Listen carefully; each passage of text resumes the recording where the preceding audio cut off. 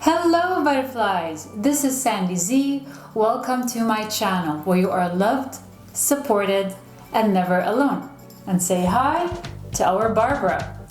In today's video, I will talk to you about how crying is good for you. And I'm going to share with you the best practices you can try out for a happier and healthier lifestyle. Going through a divorce. Have you ever felt like crying but you hold it back because you are embarrassed to ugly cry in front of others? Or because you think that your soon-to-be ex you're crying over isn't worth your tears? Or because they will see it as a weakness? Butterflies, it is okay to cry. It is a normal human response to a whole range of emotions. In fact, you should not resist when you feel like crying. Crying is good for you.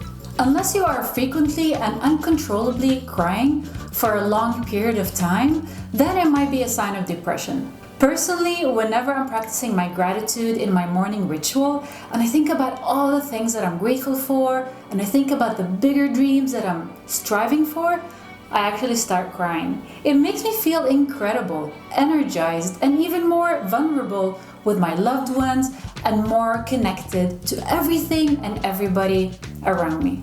Did you know that emotional tears contain a higher level of stress hormones than other types of tears, such as reflex tears and basal tears? That is why crying is a natural way to release all that stress. Therefore, it's a great practice when it comes to staying mentally healthy. Now, let's start with the 6 points on how crying is good for you. Number 1, crying is soothing. It activates what is called the PNS, which stands for parasympathetic nervous system, and that helps you to relax. Number 2, it helps you get support from others. When you cry, in a way you're communicating with others and letting them know that you are going through something painful and that you need their love and support. Number 3, crying helps relieve pain. Emotional tears releases oxytocin, and endorphins, which will make you feel good and could ease your physical and emotional pain. Therefore, crying enhances your mood. Number 4, crying removes toxins from your body.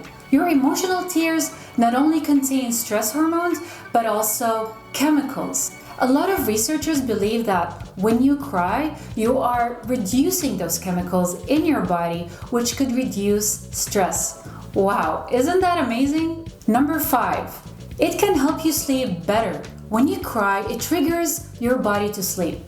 Butterfly, have you ever noticed yourself fall asleep while crying?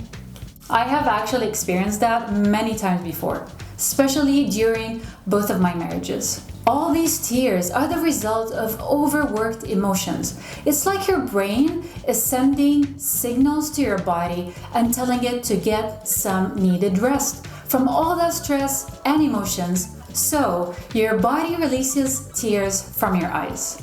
It makes sense. When you cry, you release all that stress, you enhance your mood and relieve some pain, so all of that could help you sleep easier and faster since your body is tired and even exhausted. Number 6, crying helps you fight bacteria. Your eyes contain a fluid called lysozyme, which kills bacteria and keeps your eyes clean. It can actually kill 90 to 95% of all bacteria that you can pick up from public sinks, shopping carts, and even playgrounds when you're with your kids. Now, let's talk about some useful practices to help you feel better. When you find yourself trying to fight those tears, do yourself a favor, butterfly, and keep those points in mind and be aware of them. Whenever you feel like crying, find a quiet place to decompress and just cry it out. And find someone that you love and trust who will be a supportive shoulder for you to cry on. My butterflies, it's never wrong or embarrassing to cry. crying is good for you because it allows you to embrace your emotions and humanity. It helps you acknowledge the feelings you are experiencing, especially after or during a divorce. In fact, crying motivates us women to empathize and work together to survive. It draws us closer to one another and creates magic. Unless you are crying frequently, uncontrollably, with no apparent reason, and have been for a long period of time, then it might be a sign of depression. Remember that depression is one of the stages of grief that you will go after or during a divorce. It is critical to know that depression does not last, and after this stage comes light, and that is acceptance. The stage where you finally accept your situation and what has happened and why it happened.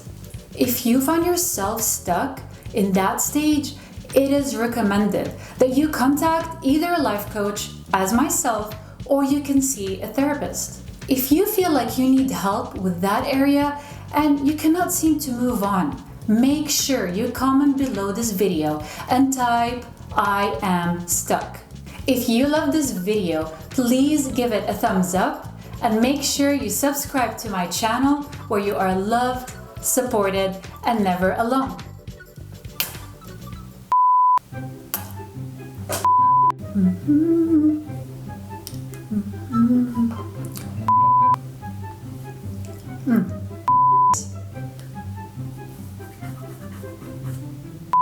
Oxytocin.